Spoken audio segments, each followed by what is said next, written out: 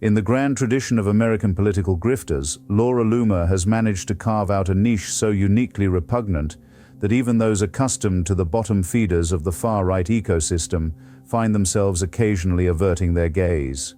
Here is a woman who has been expelled from more platforms than a drunk at a country club, who has made herself unwelcome at ride-sharing apps, payment processors, and virtually every corner of the internet designed to facilitate human commerce and communication, and who has somehow parlayed this comprehensive rejection into proximity to the most powerful office on earth.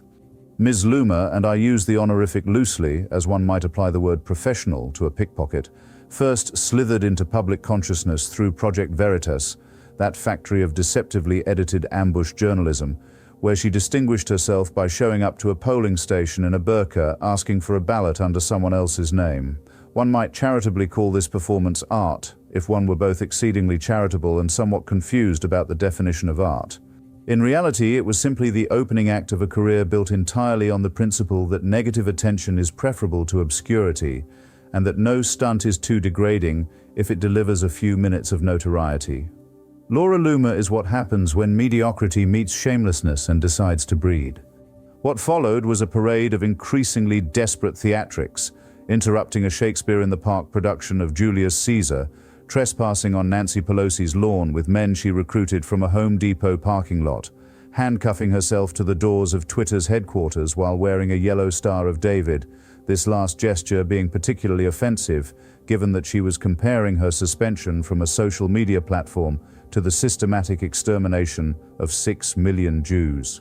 Kyle Kashuv, a conservative Parkland survivor, observed that the stunt was crazy enough without wearing a star that my grandparents who got burned alive were forced to wear. After the Christchurch massacre, in which 51 Muslims were murdered at prayer by a white supremacist, she posted, complete with clapping emojis, that she didn't care about the dead.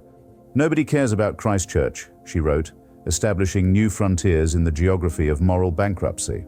After the New York terrorist attack in 2017, she launched into a day-long tirade demanding a ride-sharing service that would refuse to employ Muslims. Uber and Lyft, to their credit, promptly banned her. This is a woman so toxic that corporations whose entire business model depends on mass adoption decided she was not worth the headache. She then complained, without apparent irony, that she could no longer order a sandwich, having also been banned from various food delivery applications. One imagines the sandwich breathed a sigh of relief. But Loomer's particular genius, and I use that word as one might describe the ingenuity of a virus, lies in her talent for punching down while claiming victimhood. When Parkland students, still burying their classmates, spoke out about gun violence, she accused them of reading from scripts, of being puppets manipulated by dark forces. She descended on the grieving community on behalf of InfoWars to investigate what she implied was a staged event. Fred Guttenberg, whose 14-year-old daughter Jaime was murdered in that classroom, later wrote that Loomer's lies don't just tarnish the legacy of school shooting victims, they put victims' families and survivors in harm's way. Survivors receive death threats and harassment because of falsehoods she helped spread. She has the moral compass of a weather vane in a hurricane. The conspiracy theories are endless and exhausting. The Parkland shooting was staged, the Santa Fe shooting employed crisis actors, the Las Vegas shooter was secretly affiliated with ISIS, the 2022 Buffalo massacre was a Democratic hoax designed to start a race war, the 2025 Minnesota legislative shootings were orchestrated by Governor Walz's goons. And then there is the matter of September 11th. Loomer shared a video claiming the attacks were an inside job, a theory so comprehensively debunked, so insulting to the nearly 3,000 dead, that even the fever swamps of the American right tend to avoid it these days. Yet there she was in 2024, accompanying Donald Trump to memorial services commemorating the anniversary, standing on sacred ground while apparently believing the whole thing was a government operation.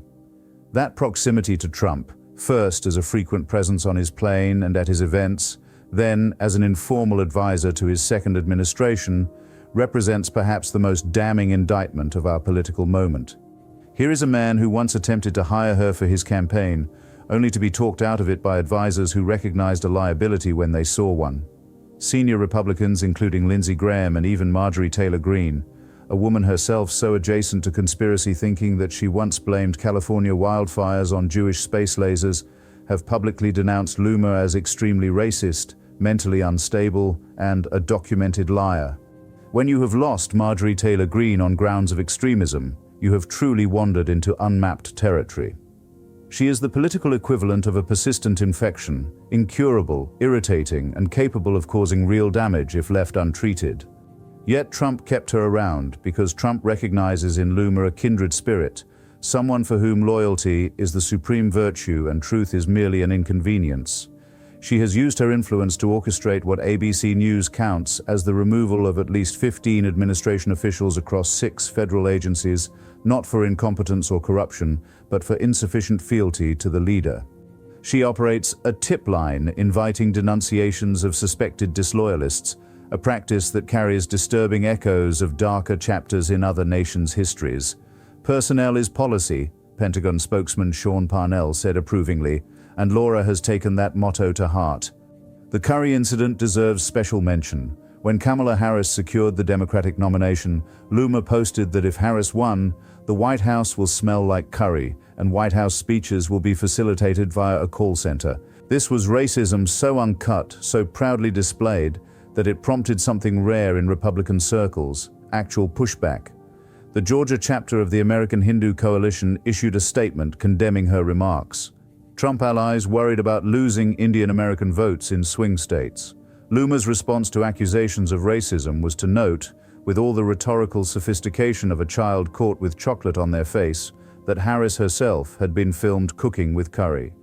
Case closed, apparently. She is proof that in modern American politics there is no basement beneath which one cannot tunnel. Bill Maher suggested on his program that Loomer might be sleeping with Trump, a joke one might add, that Loomer found sufficiently actionable to warrant a $150 million defamation lawsuit. In her deposition, she complained of being smeared as a whore and as a groupie and as a bimbo. One notes that Loomer has built her entire career on smearing others with far less evidence than a comedian's speculation, that she has accused a dead congresswoman's wife of faking her cancer diagnosis, that she has called Muslim American officials terrorist sympathizers and suggested they be deported.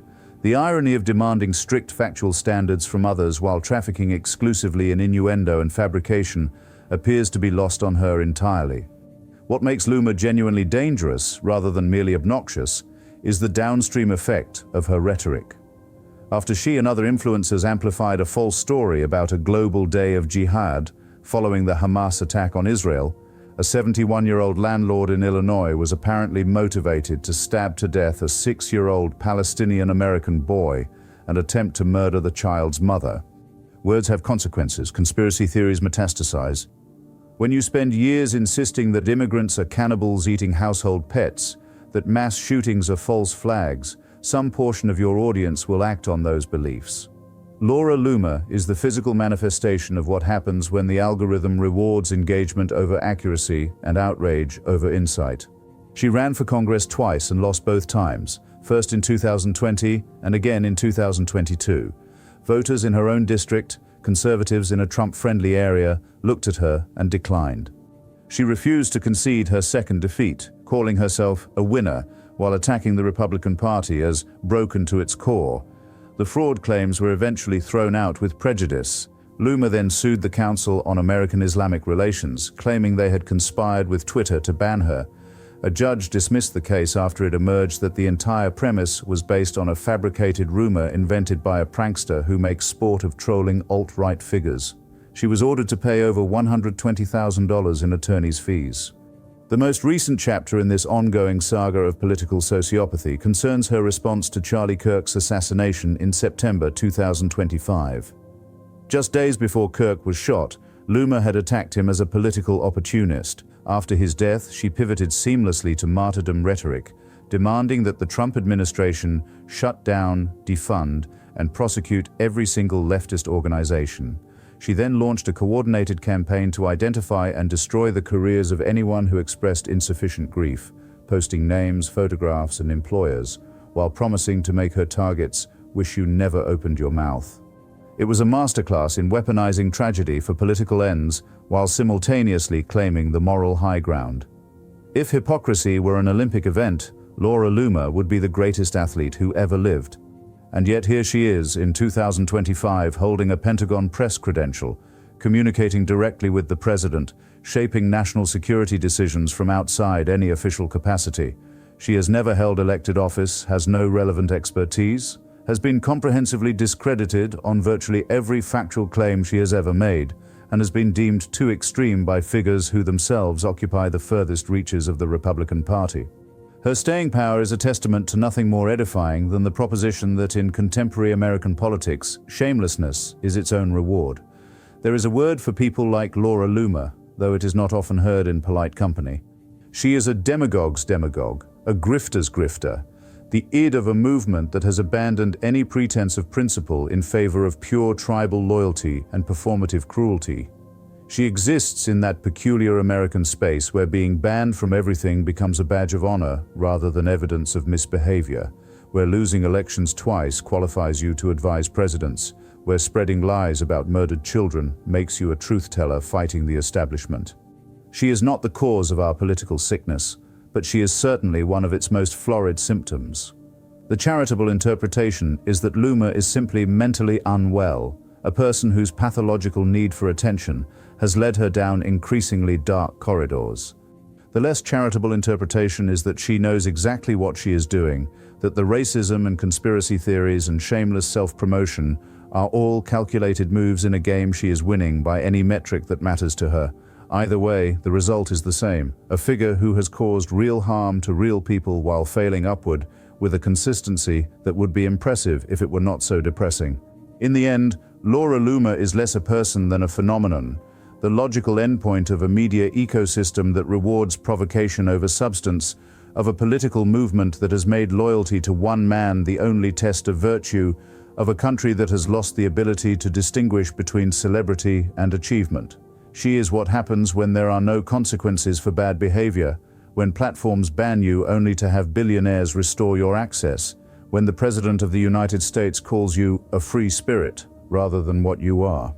And what she is, stripped of the noise and the stunts and the endless grievance, is simply this: a profoundly unserious person who has been taken seriously by people who should know better, wielding influence she has not earned on matters she does not understand, in service of a movement that has no purpose beyond its own perpetuation. She is, in other words, the perfect avatar for this particular moment in American history, a country so drunk on its own decline that it mistakes the vultures for the eagles.